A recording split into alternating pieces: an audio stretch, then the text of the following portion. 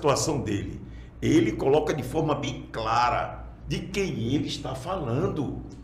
Foi o mesmo pastor que, quando ele saiu, o chamou de estuprador de igreja, porque estava diminuindo a questão da arrecadação por conta da avalanche de membros que estavam indo para a AD Seara. Então, a AD Seara cresceu, mas cresceu, segundo o pastor presidente da Assembleia de Deus do Estado de Pernambuco, tirando do aquário dele. Esses pastores ficam tirando do aquário, não vão atrás, eles ficam atrás dos empresários que estão na igreja.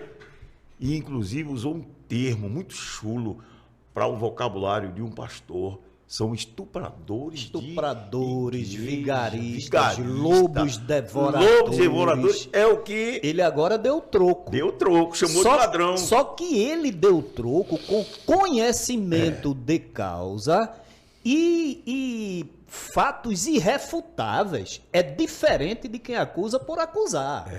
Ele está sabendo. Então, duas considerações, doutor Miguel, que eu queria fazer aqui. Primeiro, né, que apesar dele ter generalizado, a gente vai deixar o vídeo, vamos deixar o link completo desse vídeo, dessa que ele chama de ensinamento. Mas olha, apesar de em certos trechos ele generalizar, mas ele nunca foi da igreja A, da igreja B, da igreja C, para conhecer. A igreja e a administração que ele conhece chama-se IEADPE. Então ele diz que pastor que não presta conta, diz claramente isso. É ladrão. É ladrão e lobo, devorador que está enganando. Isso é muito grave. Muito grave. É muito grave. E uma outra coisa que ele diz, e eu disse lá no primeiro bloco, que quem não presta conta na igreja não tem autoridade para ensinar. Isso é verdade. Isso é a mais pura e cristalina verdade. Falta de transparência. Olha, se eu não dou transparência às minhas ações, eu tenho coisa a esconder. E se eu tenho coisa a esconder, eu penso que se eu mostrá-la, vai causar um desarranjo, uma desestruturação, uma desarmonia. É por isso que eu escondo. E uma segunda coisa que ele fala, e aí eu queria aconselhá-lo, né, doutor Miguel? Olha, porque eu vou insistir. Nós não temos nada. Se você quer contribuir com voluntariedade, contribua dentro de suas possibilidades, olha, com 10%, com 20%, com 30%. Até seu salário todo. Até seu salário todo. Venda até o que você tem para dar, porque era assim no princípio, na igreja primitiva. Só que a finalidade era para que houvesse mantimento e socorrer os necessitados, e tinham tudo em comum, significa prestação de contas. Prestação de contas. Então, quando ele diz que a segunda consideração que eu quero fazer é que existem alguns iotubistas, eu queria dizer, olha, pastor, diga isso não. O que o senhor aprendeu, que eu sei que o senhor aprendeu durante todo o tempo que o senhor passou no Ministério de Recife, na IEADPE, tanto o senhor ouviu muitos desvios de conduta, indiretas, ofensas, não é? Coisas que não se deve dizer a ninguém, como o senhor ouviu na prática. Deixe lá, sepulte, compreendeu? Não replique, porque isso pode trazer prejuízo, veja, para a sua reputação, para o seu ministério. Porque o senhor sabe que eu nunca vi a pessoa se envolver em piche e não se melar. Impossível. Em lama e não feder. Agora, se limpe dessas amarras. Não pratique as mesmas ações acusando quem não lhe acusa e só está pedindo transparência. Então, nós aqui não somos contra nenhuma administração da igreja. Esses que o senhor chama de ladrão, de lobos e com propriedade, é isso que nós combatemos. Então, quando o senhor quiser ensinar, doutrinar a igreja, doutrine com elegância, doutrine dentro da palavra de Deus, não vá buscar hábitos e costumes que o senhor viu, ouviu e que só servem para sujar a reputação se o senhor replicar. Então não faça isso não, tá certo? É um conselho que eu lhe dou. Até porque, Josué, o que nós falamos aqui é essa doutrina distorcida dos dízimos. É uma doutrina que o pessoal tem como base de fé. A gente vai ver após aqui O desenrolar de pastores que dizem que se você não pagar dízimo é para o inferno. é muito Peraí. grave isso. E o dízimo agora é caminho do céu? Só vai para o céu quem paga dízimo? Isso é uma doutrina satânica distorcida.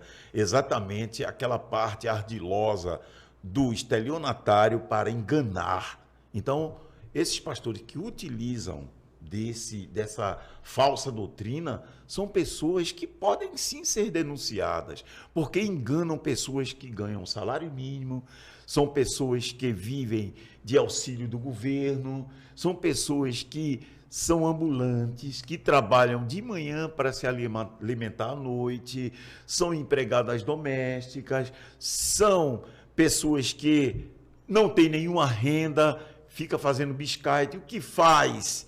Leva para a igreja. Infelizmente, existe isso exatamente por conta dessa doutrinação falsa, que tem como um padrão geral de dizer que é para sustento da obra.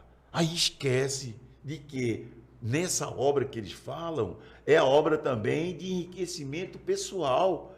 Todos são ricos, Josué. Eu recebi, e a gente não vai replicar aqui, doutor Miguel,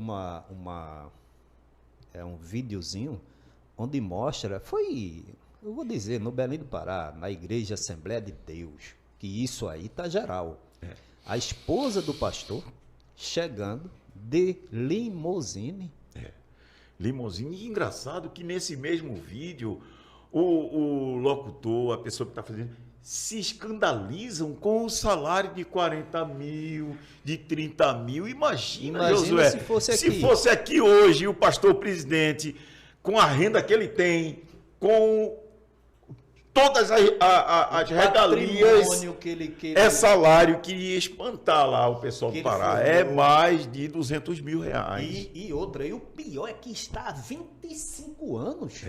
Imagina o patrimônio desse homem. Imagina o patrimônio.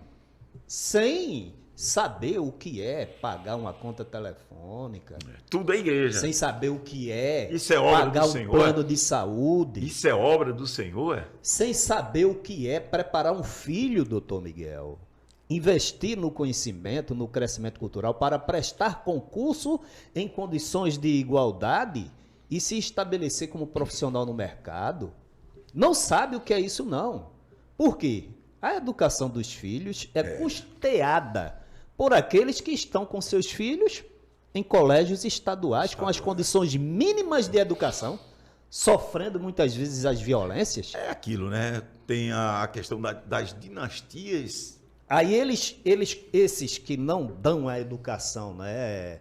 Acesso a colégios bons, professores bons, cursos bons, contribui para a formação. Veja só que contraste absurdo. Dos filhos desse gestor presidente, tem uma boa formação e quando eles se formam, em vez de ir para o mercado de trabalho e contribuir com a administração da igreja, com a obra, como eles chamam, vai viver daquilo mantido por quem deu a formação a eles.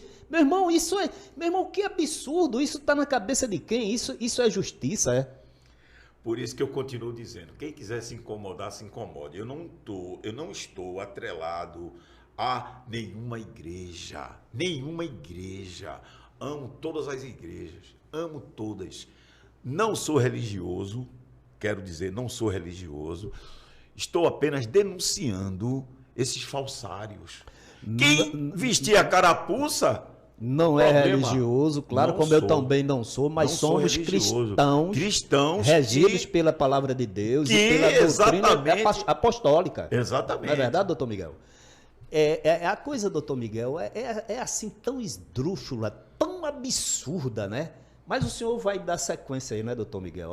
Eu vou dar sequência porque vídeos, né? Tem uma fala, eu não sei se é o que vem na sequência, do pastor José Carlos da Paraíba. que diz que se o dizimista não tiver lá na lista dos dizimistas, para ele não vale uma prata furada. Agora não é só ele não, viu? É todos esses líderes, Josué. Todos. Significa, doutor Miguel, que é um espírito que não vem... Olha, igreja, crente, doutor Miguel está dizendo que são todos, eu concordo, e você há de ver aí. Ele vai provar aqui. Isso prova que há um espírito que comanda, conduz e dirige esses homens. E esse espírito não vem da parte de Deus.